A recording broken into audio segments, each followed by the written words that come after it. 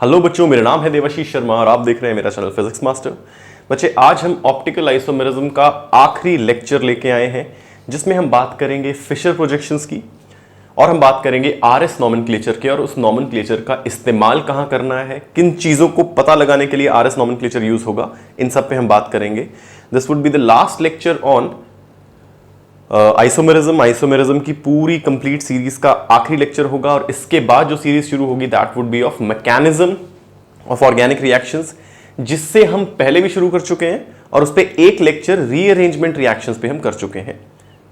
तो let's start last lecture on optical isomerism, जिसका नाम है फिशर प्रोजेक्शंस, या फिर मैं इसे बोलूंगा आरएस नॉमेनक्लेचर, राइट। चलो, अच्छा, अगर आपको याद होगा हमने वेज डैश स्ट्रक्चर बनाना सीखा था और वेज डैश एक 3D स्ट्रक्चर था, याद है कुछ? वेज डैश स्ट्रक्चर असल में एक 3D स्ट्रक्चर था जिसमें हम एक कार्बन जो sp3 हाइब्रिडाइज्ड है उसके चारों बॉन्ड्स बना रहे थे, दो सेम प्लेन में लाए कर रहे थे, एक अंदर की तरफ एक बाहर की तरफ। बाहर की तरफ जो बॉन्ड था उसे हम वेज से रिप्रेजेंट कर रहे थे और जो अंदर की तरफ जो बॉन्ड था उसे हम डैश से रिप्रेजेंट कर रहे थे। फॉर एग्जाम्पल, अगर मैं एक स्ट्रक्चर बनाने की सोचूं,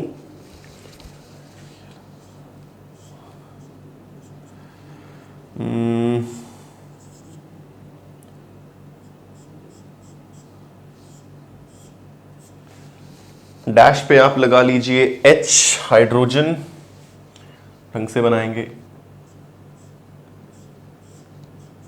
और वेज पे आप लगा लीजिए Br।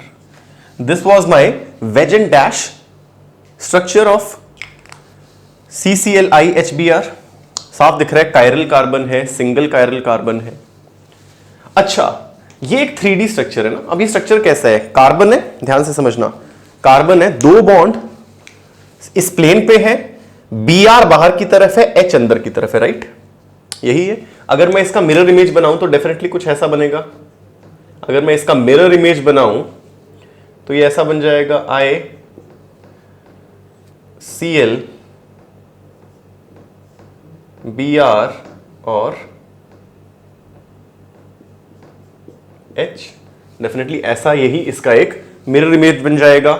कायरल सेंटर है, so it is optically active, और ये आपस में क्या होंगे? एनांशियोमर्स। सारी बातें पिछले लेक्चर्स में हो रखी हैं, ये आपस में क्या होंगे? These are enantiomers. अच्छा, फिर ना फिशर भाई साहब आए हमारे, FISCHER, एक फिशर नाम का बंदा आया। उसने बोला यार ये 3D में बनाना थोड़ा मुश्किल लग रहा है। डेफिनेटली लग रहा है यार, हर किसी की इमेजिनेशन 3D में अच्छी नहीं चलती, बहुत सिंपल सी बात है। तो उसने बोला यार 3D में बनाने में कुछ दिक्कत आ रही है, इसको क्या मैं 2D में रिप्रेजेंट कर सकता हूं? भाई साहब ने बहुत सोचा और बहुत बढ़िया एक तरीका बताया कि इसी स्ट्रक्चर को आप 2D में कैसे बनाओ। उसने क्या बोला, आप ऐसे राइट साइड में खड़े हो जाओ, ये मेरा स्ट्रक्चर है, आप ऐसे राइट साइड में खड़े हो जाओ, अपनी राइट साइड में, और इसको देखो ध्यान से, क्या है ये? C, जिसका I और Cl इसी प्लेन पे है, H अंदर है, Br बाहर है, तो मुझे H कहां दिख रहा होगा? राइट में। देखो ना यार, मैं इसको देख रहा हूं तो मुझे H दिख रहा होगा राइट में, Br दिख रहा होगा लेफ्ट में। तो मैं क्या करूंगा, मैंने राइट में H और Br लेफ्ट में बना लिया। मुझे फिलहाल क्या दिख रहा है? H अंदर, Br बाहर नहीं। H मेरे राइट में है, Br बाहर है, तो राइट में H बना लिया, लेफ्ट में Br, और ये ऊपर नीचे वाली चीजें सेम रहने दी। This is I and this is Cl। अगर देखो मैं इसका मिरर इमेज बनाऊं तो ये क्या आएगा? C H, this is Br, this is I, this is Cl। Definitely साफ पता लग रहा है ये भी क्या है? एनांशियोमर्स। ऑप्टिकली एक्टिव हैं और एक दूसरे की मिरर इमेज है, और ये structure is a 2D structure. मैंने एक 3D स्ट्रक्चर को 2D स्ट्रक्चर में बना दिया। बनाया कैसे समझेंगे। मैंने स्ट्रक्चर को राइट से देखा, अपने राइट में गया और स्ट्रक्चर को देख रहा हूं। H अंदर की तरफ डैश, BR बाहर की तरफ वेज, तो मेरे राइट में H, लेफ्ट में BR, राइट में H, लेफ्ट में BR, और ऊपर नीचे वाली चीज एज इट इज मैंने ये बना दिया। अब जब मैंने ये बना दिया, बात समझ में आई बनाया कैसे। हमने क्या किया, we observed the compound from right side. बनाने के बहुत तरीके हैं। We observe the compound from the right side, और जो दिखा वो बना दिया, है ना। अब मैंने बनाने के बाद करना क्या है, इसको मैं बोल रहा हूं these are my Fischer projections, FISCHER projections. This is my Fischer projection of same चीज। This is wedge dash, this is Fischer. Fischer is 2D, 3D को 2D में बना दिया, दैट इज माई फिशर। अच्छा, ये करने के बाद उसने बोला कि आप इनको नंबरिंग दो, आप इनको नंबरिंग करो, और नंबरिंग का एक रूल बताया। नंबरिंग करनी किसकी है, वो एटम्स जो डायरेक्टली कनेक्टेड है कायरल कार्बन से, वो एटम्स या ग्रुप भी बोल सकते हो ना, वो एटम्स या ग्रुप्स जो डायरेक्टली कनेक्टेड हैं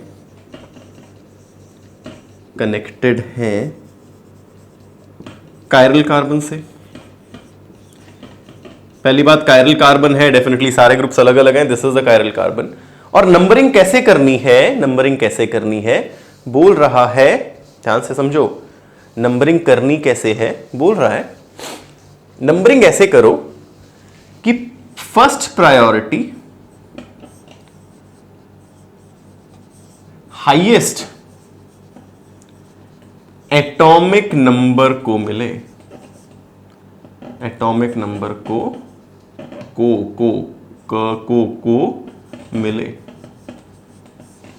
इनकी नंबरिंग इस तरीके से कर दो, कि हाईएस्ट नंबर मेरे किसको मिले, मेरा हाईएस्ट नंबर किसको मिले, सबसे ज्यादा एटॉमिक नंबर जिसका है।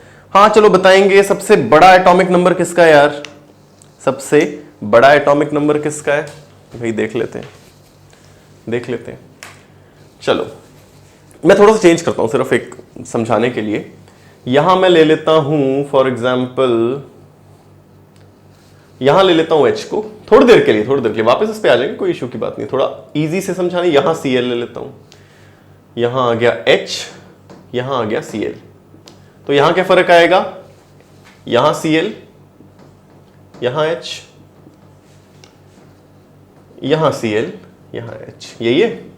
चलो यही है। अब नंबरिंग मुझे करनी है एटॉमिक नंबर के बेसिस पे, जिसका एटॉमिक नंबर सबसे ज्यादा उसको मुझे प्रायोरिटी नंबर 1 देनी है।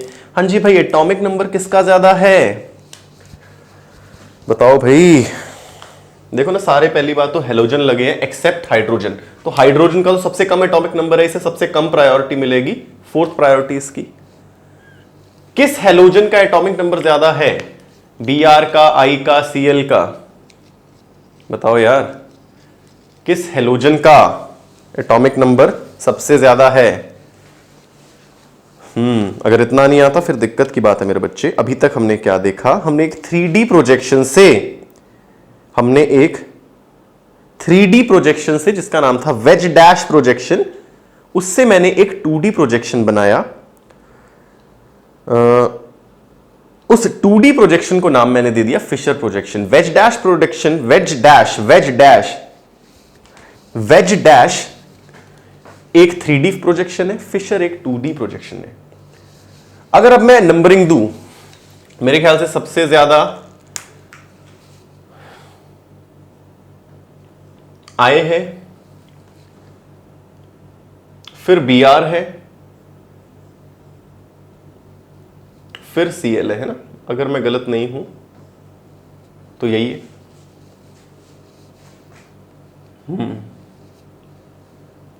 सबसे ज्यादा एटॉमिक नंबर I का है, फिर Br, फिर क्लोरीन, यही नंबर आया।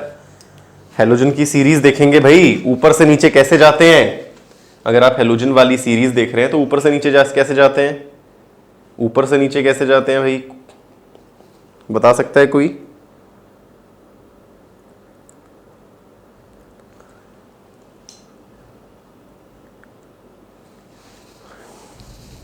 ऊपर से नीचे कैसे जाते हैं भाई?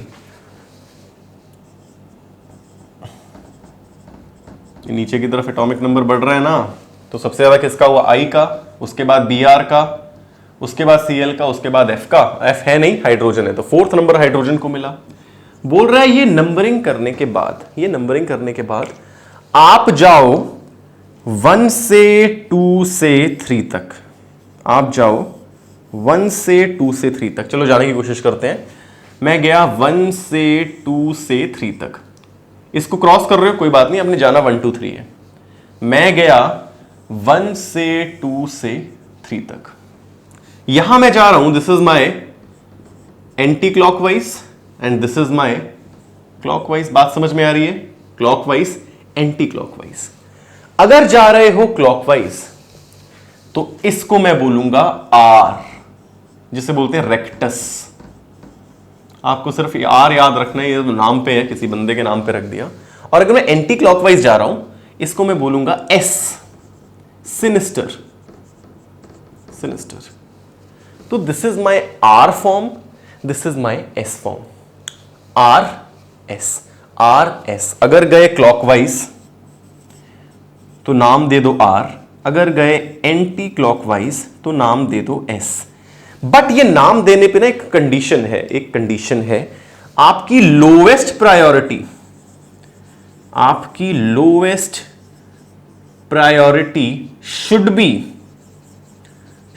Be in vertical bonds. तभी मैंने एच चेंज किया था। एच देखो वर्टिकल बॉन्ड पे, चाहे यहां होता है चाहे यहां होता, एच होना चाहिए, यानी लोएस्ट प्रायोरिटी वाला एटम या ग्रुप वर्टिकल बॉन्ड में होना चाहिए। एंटी क्लॉकवाइज जा रहे हो 1 2 3 तो एस, क्लॉकवाइज जा रहे हो तो आर, राइट? बात समझ में आई? आर एस नाम देना कैसे है किसी कंपाउंड को, बात समझ में आई? बहुत बढ़िया। सर अगर लोएस्ट प्रायोरिटी मेरे वर्टिकल बॉन्ड में ना हो, अगर लोएस्ट प्रायोरिटी मेरे वर्टिकल बॉन्ड में ना हो तो क्या करना है? कोई दिक्कत नहीं है। अगर लोएस्ट प्रायोरिटी वर्टिकल बॉन्ड में ना हो तो कोई दिक्कत नहीं है। क्या कर देंगे? क्या कर देंगे? लिखो, if lowest priority, if lowest priority atom या group is in horizontal, is in horizontal, तो करो क्या? अगर आपका आंसर आ रहा है आर तो उसे पलट के एस लिख दो, अगर आ रहा है एस तो उसे पलट के आर लिख दो, यानी नोमेनक्लेचर उल्टा फुल्टा कर दो यार। कंडीशन है मेरी आर एस की, अगर क्लॉकवाइज जा रहा है तो आर, एंटी क्लॉकवाइज जा रहा है तो एस, बट उस कंडीशन में आपका लोएस्ट प्रायोरिटी ग्रुप वर्टिकल में होना चाहिए। अगर ऐसा नहीं है तो पलट दो, अगर आर आ रहा है तो उसे एस कर दो, एस आ रहा है तो उसे आर कर दो। एग्जाम्पल करते हैं, कुछ ट्राई करेंगे आप अपनी मर्जी से। आंसर लिखेंगे नीचे, आंसर लिखेंगे नीचे, अगर नहीं लिखा तो दिक्कत हो जाएगी भाई लोग। आंसर लिखेंगे नीचे। For example, let's do an example. बताएंगे आर कौन सा है, एस कौन सा है, ठीक है? या जो मैं बना रहा हूं वो आर है या एस है।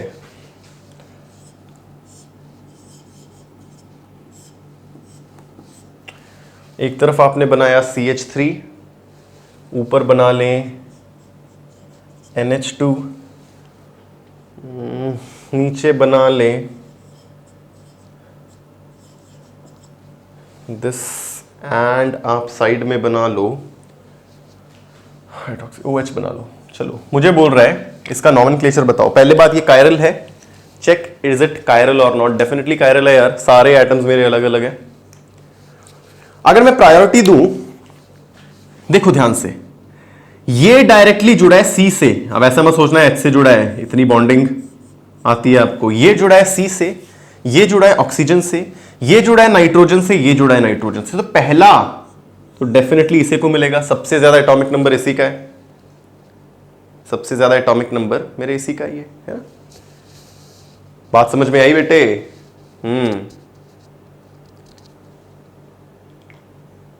बात समझ में आई?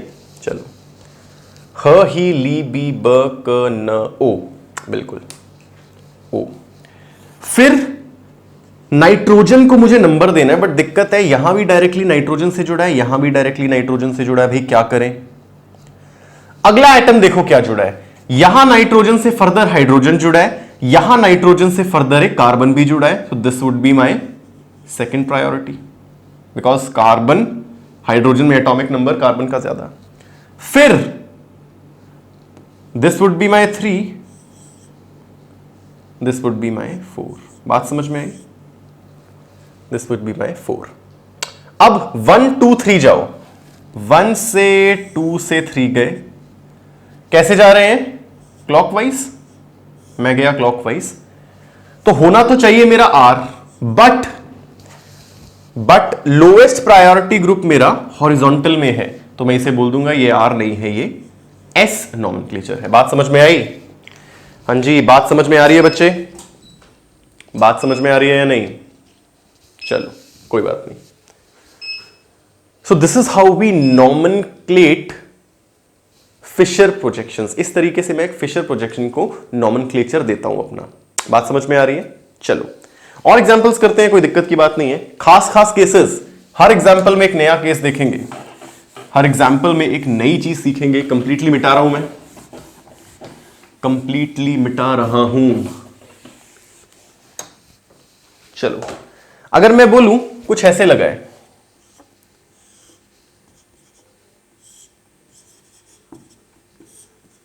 ये डी और टी समझ रहे हो? हाइड्रोजन, ड्यूटीरियम, ट्रीटियम, ये एच डी और टी क्या है? आपस में आइसोटॉप्स। एच डी और टी क्या है? आइसोटॉप्स है। These are isotopes. तो जब भी आइसोटॉप्स आपके पास आ जाए, आपने उन आइसोटॉप्स का एटॉमिक मास के हिसाब से नंबरिंग करनी है, बिकॉज आइसोटॉप्स हैं तो एटॉमिक नंबर तो सबका सेम है। भाई सेम आ गया तो क्या करें? तो आप मास नंबर पे जाओ, उनके मासेस के हिसाब से नाम दो, बट फिर फर्स्ट तो इसे ही मिलेगा, बिकॉज ये कार्बन है, सबसे बड़ा एटॉमिक नंबर। फिर दिस, फिर दिस, फिर दिस, ट्रीटियम, ड्यूटीरियम, फिर हाइड्रोजन। अब क्या करना है? 1 2 3 जाओ। ऐसे जा रहे हो, कैसे गए? एंटी क्लॉकवाइज, और लोएस्ट ग्रुप वर्टिकल में ही है, तो this would be my S structure. इस फिशर प्रोजेक्शन का नॉमेनक्लेचर हो जाएगा एस, राइट? और करें एग्जांपल। हर एग्जांपल में नया केस आएगा बच्चे, हर एग्जांपल में नया केस आएगा। चलो लिखने की कोशिश करेंगे सारों के आंसर कमेंट सेक्शन पे। अगर मैं करूं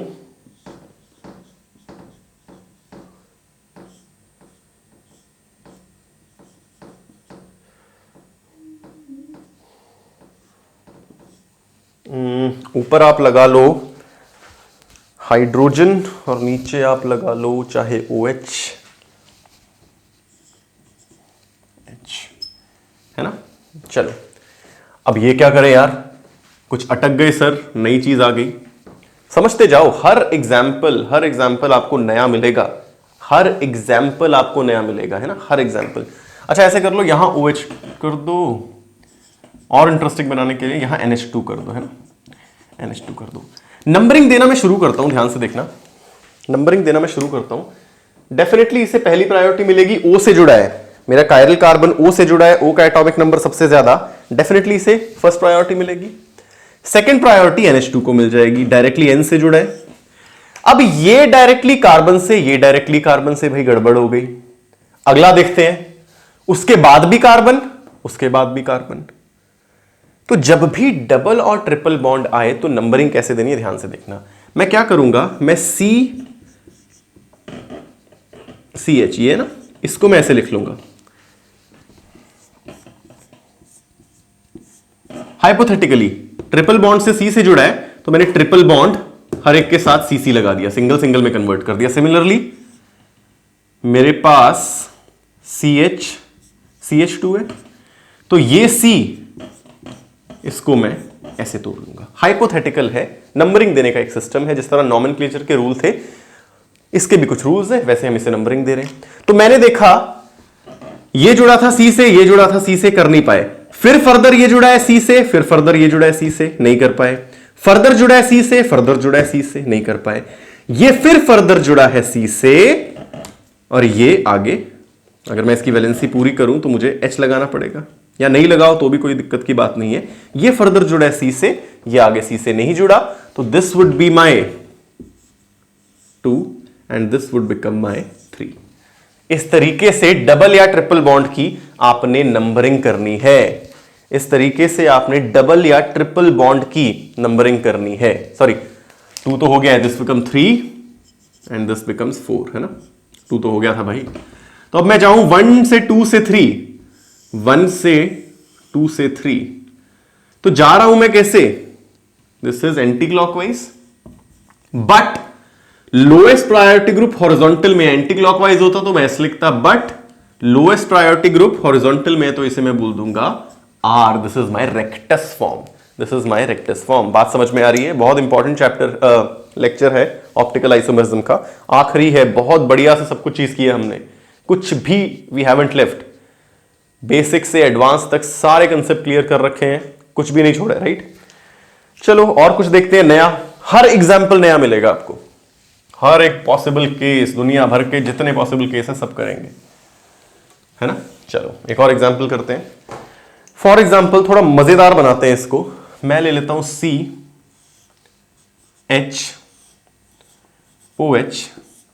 C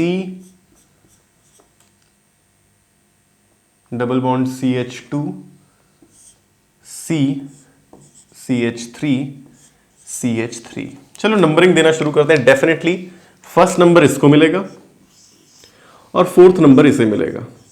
2 और 3 में दिक्कत है, C से जुड़ा है, C से जुड़ा है, किसे करें। चलो मैं इसे खोलता हूं, खोल दिया। ये कैसे खुलेगा, C C C, है ना, C C C। और ये क्या है, देखो ये तो है ही ऐसा, C C C। गड़बड़ हो गई यार, मुझे क्या पता है, C CH3 CH3। सर ये भी ऐसा है, ये भी ऐसा है, नंबरिंग कैसे दें, ये तो बिल्कुल ही गड़बड़ हो गई, ये तो बिल्कुल ही गड़बड़ हो गई, बात तो समझ में ही नहीं आ रही। चलो अब करना क्या है, ध्यान से देखो, करना क्या है, ध्यान से देखो। मैंने क्या किया, जब मैंने इसे खोला, ये मेरा एक ग्रुप है, ये मेरा दूसरा ग्रुप है, ये भी CC और एक H होगा साथ में इसके, है ना, एक H होगा, बना लो CCH, है ना। अब देखो करना क्या है, सर ये भी देखो CC से जुड़ा, CC से जुड़ा, CC से जुड़ा, CC से जुड़ा। इसमें कर क्या सकते हैं, ध्यान से समझना इस चीज को। मैं क्या करूंगा, जो वैलेंसी देखो ना, इस कार्बन की वैलेंसी H2 है, मैंने लिख दी। एक कार्बन को जो वैलेंसी थी यहां पर मैंने लिख दी, H2 थी, है ना। बात समझ में आई, H2 थी, मैंने लिख दिया भाई इसको H2, मैंने H2 लिख दिया। जिस कार्बन के साथ H2 लगा था मैंने H2 लिख दिया। बाकी जितने कार्बन है उनकी वैलेंसी हाइड्रोजन से पूरी करो, तो मैं इसे लिख दूंगा H3। 4 वैलेंसी करनी थी, 1 2 3 4। यहां पर मैंने H2 लिखा और एक वैलेंसी रह गई, इसकी बाकी वैलेंसी में कार्बन से पूरी करूंगा। बात समझ में आई, इसकी बाकी वैलेंसी में कार्बन से पूरी करूंगा। प्लीज इसको समझो, बहुत दिक्कत करते हैं बच्चे, जनरली दिक्कत कर देते हैं ये। मैंने क्या किया, इसे खोला तो ऐसा बन रहा था, इसे खोला ये भी ऐसे बन रहा था। जब ऐसी दिक्कत आ जाए C C C C C C, तो क्या करो, जो ये H2 है एक कार्बन के साथ वो लिख दो, H2 जो यहां पर है उसके साथ लिख दिया। बाकी जितने भी कार्बन है उनकी वैलेंसी हाइड्रोजन के साथ पूरी करो, अपनी लैंग्वेज में लिख लेना बच्चे। और जो इसकी वैलेंसी बच गई उसे कार्बन से पूरी करो। तो अब मैंने देखा ये कैसे जुड़ा है, C C C C नहीं पता, ये further C further C further C further C, but ये C फर्दर एक और C से जुड़ा है और ये मेरा H से जुड़ा है। तो मैं किसे करूंगा, this would be my priority 2 and this would be my priority number 3। तो 1 2 3 चलो भाई, 1 2 3 जा रहा हूं मैं एंटी क्लॉकवाइज और वर्टिकल में ही एच है, तो इसका नाम क्या हो जाएगा, एस नॉमेनक्लेचर। बात समझ में आ रही है बच्चे, बात समझ में आई या नहीं? चलो और करें। हर एग्जाम्पल मजेदार नया कंसेप्ट, हर एग्जाम्पल में आपको नया कंसेप्ट मिलेगा। चलो let's do another one. Rings लगाते हैं ना, कुछ कुछ रिंग्स लगाते हैं। मार्कर बदल लूं मैं, मान लो कुछ ऐसा है,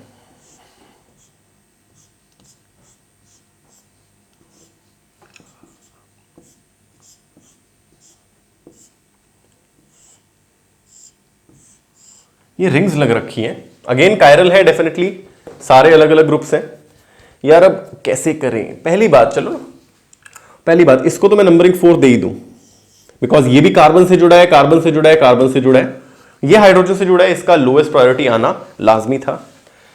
अब मैं क्या करूंगा, देखो मेरे पास एक ये है, मेरे पास एक ये है और मेरे पास एक ये है। मैं इन्हें खोलूंगा कैसे, सी सी सी सी सी सी, नीचे वाली साइड से भी खोलूंगा, ये सी था, सी सी सी सी, खोल दिया। इसको खोलते हैं, सी सी सी सी यानी सी सी सी, इसे खोलूंगा सी सी सी सी, कंप्लीटली खोलना है, सी सी सी। खोलने का तरीका समझो, इसे खोलूंगा सी सी सी सी सी सी सी सी सी सी सी, नीचे भी हो जाएगा सी सी सी सी सी। अब नंबरिंग देना आसान हो गया, पहले सारे कार्बन से जुड़े थे, फिर फर्दर कार्बन से जुड़ा है, फिर फर्दर कार्बन से जुड़ा है, फिर फर्दर कार्बन से जुड़ा है, फिर फर्दर कार्बन से जुड़ा है, फिर फर्दर कार्बन से जुड़ा है, फिर फर्दर कार्बन से जुड़ा है, नहीं चेक कर पाए। ये आगे किसी से नहीं जुड़ा, ये आगे कार्बन से जुड़ा, ये आगे कार्बन से जुड़ा, अब इसमें जंग आ गई। ये आगे फिर कार्बन से जुड़ा, ये आगे किसी से नहीं जुड़ा, this is my priority 1, this is 2, this is 3। तो मैं प्रायोरिटी अगर लिखूं 1 2 3, 1 2 3। बात समझ में आई बच्चे? एक बार मैं टाइम देख लूं, ऑलमोस्ट होने वाला है। तो मैं 1 2 से 3 गया, इस तरीके से गया, एंटी क्लॉकवाइज जा रहा हूं और वर्टिकल पे ही मेरा लोएस्ट प्रायोरिटी ग्रुप है, तो दिस इज एस। अब ना तुम ये बोल सकते थे सर मैंने डायरेक्टली काउंट कर लिया, जो सबसे बड़ी रिंग है उसको 1 दे दिया, उससे छोटी 2, उससे छोटी 3। अगले सवाल को करोगे ना तो दिक्कत आएगी, तभी बोल रहा हूं जो मैं करा रहा हूं उसी तरीके से चलो। अगला एक सवाल दूंगा, अगर वैसे करना शुरू करोगे तो दिक्कत आएगी। देखते हैं कैसे, देखते हैं कैसे, ध्यान से देखना।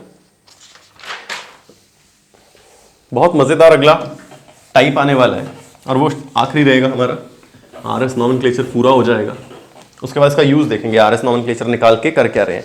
मान लो मेरे पास है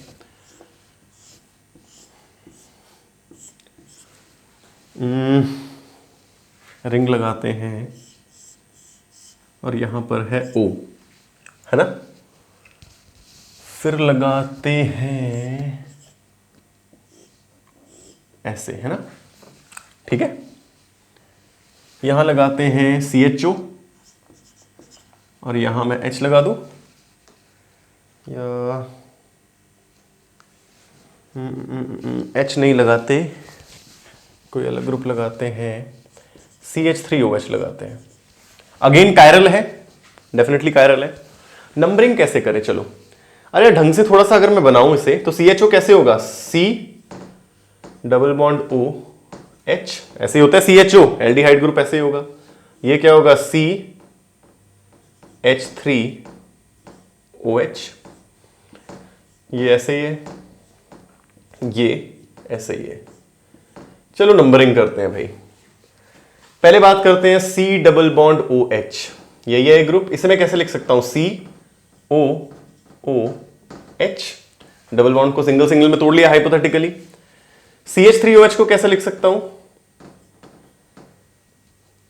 ये CH3OH नहीं, CH2OH आएगा ना, CH2OH आएगा भाई, CH2OH। इसे ऐसे लिख सकता हूं। इस वाली रिंग को कैसे लिखूं? इस वाली रिंग को मैं ऐसे लिख सकता हूं, COC और CO। और इस वाली रिंग को ध्यान से देखना, मजेदार है ये, COCC और इसे CCCCCCO। नंबरिंग देने पे आते हैं। चलो सारे देखो सभी कार्बन से जुड़े हैं। पहली बात, डायरेक्टली सभी कार्बन से जुड़े हैं। ये कार्बन फिर ऑक्सीजन से जुड़ा है, ये कार्बन फिर ऑक्सीजन से जुड़ा है, ये कार्बन फिर ऑक्सीजन से जुड़ा है, ये कार्बन फिर ऑक्सीजन से जुड़ा है। कुछ नहीं कर पाए। ये कार्बन फिर से ऑक्सीजन से जुड़ा है, ये कार्बन फिर हाइड्रोजन से जुड़ा है, ये कार्बन फिर कार्बन से जुड़ा है, ये कार्बन, ये ऑक्सीजन फिर कार्बन से जुड़ा है, ये ऑक्सीजन फिर कार्बन, यानी this is my priority 1। Carbon 2 oxygen से जुड़ा है, एटॉमिक नंबर के हिसाब से कर रहे हैं, तो नंबर 1 प्रायोरिटी तो मेरा ये आ गया। अब ये फर्दर ऑक्सीजन हाइड्रोजन से जुड़ा है, तो डेफिनेटली ये मेरा नंबर 4 प्रायोरिटी होगा। अब 2-3 का खेल है, अब 2-3 का खेल है। अब तुम देखना, अगर नंबर रिंग देखते कौन सी बड़ी है तो इसे बोल देते, बट नहीं। अगर मैं इन दोनों को देखूं, O से जुड़ा, O से जुड़ा, O से जुड़ा, कोई नहीं हुआ। O C से जुड़ा, O C से जुड़ा, तो यहां से तो फैसला कर नहीं पाए, यहां से फैसला कर नहीं पाए, है ना। नीचे देखें, C से जुड़ा, C से जुड़ा, चलो बहुत बढ़िया। फिर C फर्दर O से जुड़ा, ये C बेचारा C से जुड़ा, तो this is my priority 3 and this is my, sorry, this is my priority 2, this is my priority 3। This would B 2, this would B 3। तो इसका नाम 1 2 3 गए, प्रायोरिटी लोएस्ट वर्टिकल में है, राइट जा रहे हैं, this nomenclature is right, this is clockwise definitely. तो this is my R nomenclature. बात समझ में आई? इसलिए बोलता हूं रिंग के साइज पे मत जाना, देखना है सबसे जल्दी बड़ा एटॉमिक नंबर कहां जुड़ा है। अगर इन दोनों को देखा तो पहले C था, फिर C था, फिर C था, फिर O था, यहां पर C था, यहां O था, भाई ये आ गया पहले। इस रास्ते पे चलते O क्लैश हो गया, C क्लैश हो गया, दूर है और अगला C इससे दूर है, बट यहां देखा C क्लैश हुआ, C से O, C से C, ये रह गया, ये जीत गया। तो इस तरीके से मुझे प्रायोरिटी देनी है, हर पॉसिबल केस डिस्कस कर चुके हैं। So this is how we nomenclate, या this is how we do nomenclature of Fischer projection. Fischer projection का नॉमेनक्लेचर है RS। अब यार इनका यूज क्या है, चलो यूज मैं अभी बताता हूं, बहुत मजा आने वाला है। मैं आपके सामने ना 4 स्ट्रक्चर बना रहा हूं, structure number A,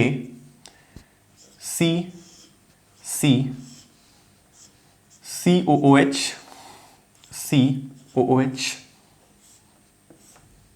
this is my structure number A।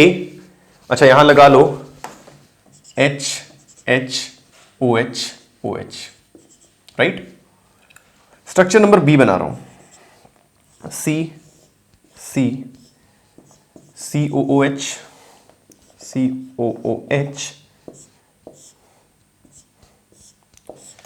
H और OH थोड़ा बदलते हैं, आप करो,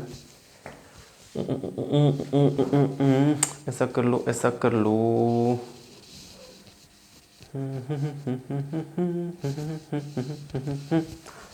इधर कर लो, OH, है ना। स्ट्रक्चर नंबर C बनाते हैं। एक ही कंपाउंड के अलग अलग स्ट्रक्चर बना रहे हैं, अलग अलग ज्योमेट्रीज बना रहे हैं, सॉरी। C डबल बॉन्ड, सो COOH, COOH,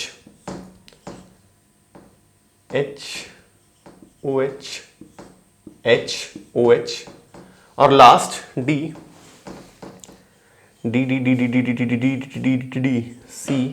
COOH।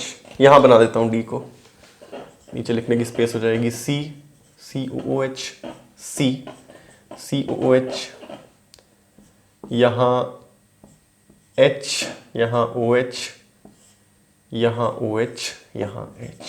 चलो अब मैं करूंगा क्या, ध्यान से देखना, बहुत इंपॉर्टेंट चीज है। अब मैं करूंगा क्या, let me get the marker. मैं करूंगा क्या, पहले देखो मैं चेन सिलेक्ट करता हूं, चाहे यहां से करूं चाहे यहां से करूं, कोई फर्क नहीं पड़ रहा। मान लो यहां से करता हूं, this is my 1 2 3 4 longest chain, यही है कार्बन्स की। 1 2 3 4 1 2 3 4 एंड 1 2 3 4। देखते जाओ सिर्फ। लॉन्गेस्ट चेन सिलेक्ट की, नंबरिंग कर ली। अब मैं इनका आरएस नॉमेनक्लेचर करूंगा दोनों कायरल कार्बन्स का।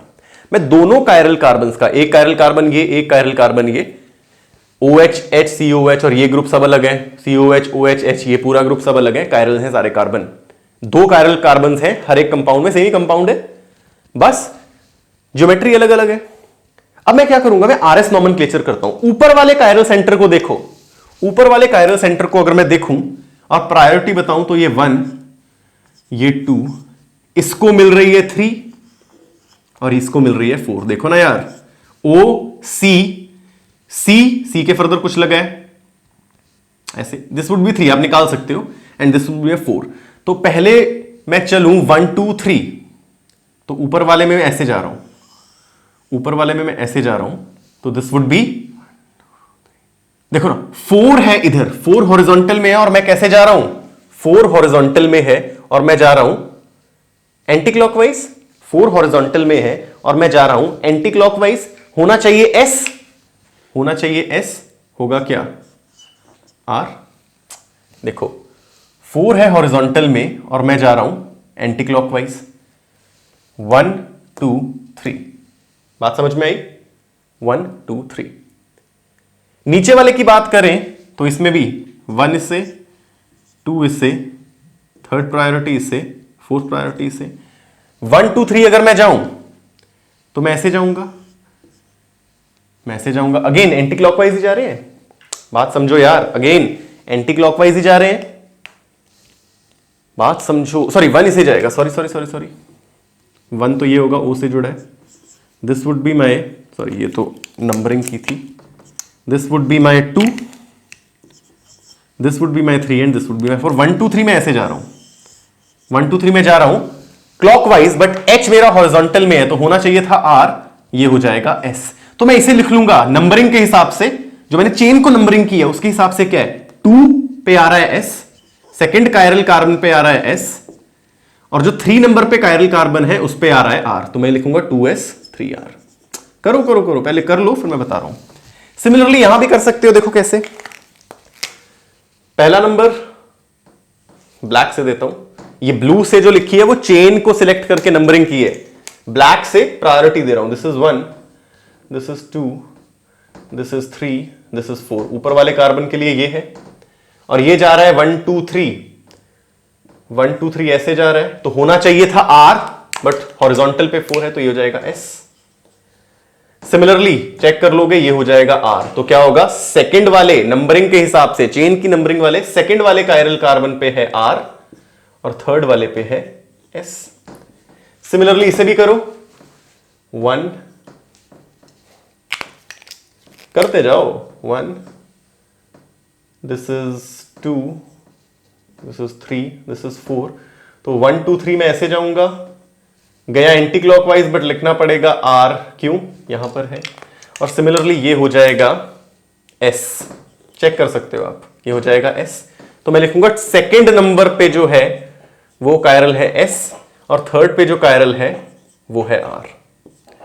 सिमिलरली इसे भी दे दो, इसे भी दे दो, चेक करो क्या होगा, दिस इज 1 2, ब्लैक से ब्लैक से ब्लैक से, दिस इज 1 2 3 4। तो 1 2 3 ऐसे गए तो ये होना चाहिए था R, बट हो जाएगा S। सिमिलरली अगर यहां गए, दिस इज माई 1 2 3, तो ये ऐसे गए, होना चाहिए था S, हो जाएगा R, होना चाहिए था S, हो जाएगा R। तो इसे मैं क्या बोलूंगा, 2 पे R, 3 पे S। सबको मैंने RS नॉमेनक्लेचर दे दिया, देना आया भाई, बार बार रिपीट करके वीडियो देखो, नहीं आया, पहले नंबरिंग दी सबको, चेन जैसे सिलेक्ट करते हैं नॉमेनक्लेचर में वैसा रूल। उसके बाद हर एक कार्बन के आसपास वाले ग्रुप को नंबरिंग दी, देखा एस है या आर है। अब ध्यान से देखना, अगर मैं बोलूं मेरा सी और डी आपस में क्या है, मेरा सी और डी आपस में क्या है, यार ये देखो ध्यान से, अगर मैं यहां एक मिरर बनाऊं, साफ साफ मिरर इमेज दिख रहे हैं, साफ साफ मिरर इमेज दिख रहे हैं, ऑप्टिकली एक्टिव भी है, आप करके देख सकते हो, कैसे करके देख सकते हो। ऑप्टिकली एक्टिव में ना प्लेन ऑफ सिमेट्री होनी चाहिए ना सेंटर ऑफ सिमेट्री। अब आपको पता है राइट हैंड साइड वाला क्या है, डैश, इधर वाला वेज, डैश वेज। तो आप देख सकते हो कि ऑपोजिट जाए तो सेम एटम आ रहा है, यानी सेंटर ऑफ सिमेट्री भी, प्लेन ऑफ सिमेट्री तो साफ दिख रहा है नहीं है, no plane of symmetry, centre of symmetry भी नहीं है, ऑप्टिकली एक्टिव और आपस में मिरर इमेज। तो ये क्या है, इनैंशियोमर्स। अगर आपने ये सब नहीं देखना तो आप इसका ना नॉमेनक्लेचर देखो, यहां 2 पे R था, 3 पे S। अगर ये उल्टा हो जाए, ये 2 पे R था, ये हो गया 2 पे S, ये 3 पे S था, हो गया 3 पे R, तो मैं बोल दूंगा दीज आर इनैंशियोमर्स। प्लीज याद रखना, अगर कंपाउंड का यहां है RS, यहां SR, अगर RS से बन जाए SR तो those are enantiomers. Given optically active तो होने चाहिए, क्योंकि अगर मैं बोलूं A और B आपस में क्या है, A और B आपस में क्या है, अरे यहां तो देखो मुझे प्लेन ऑफ सिमेट्री दिख रहा है, दोनों में प्लेन ऑफ सिमेट्री दिख रहा है। अगर ये ऑप्टिकली एक्टिव ही नहीं है तो इनैंशियोमर्स तो हो नहीं सकते। बट अगर ऐसे देखते हैं, सर देखो SR है, RS हो गया, और बिना देखे आप बोल देते ये इनैंशियोमर्स है। पहले ये तो देखो कि ऑप्टिकली एक्टिव है, ये ऑप्टिकली एक्टिव नहीं है, these are not optically active.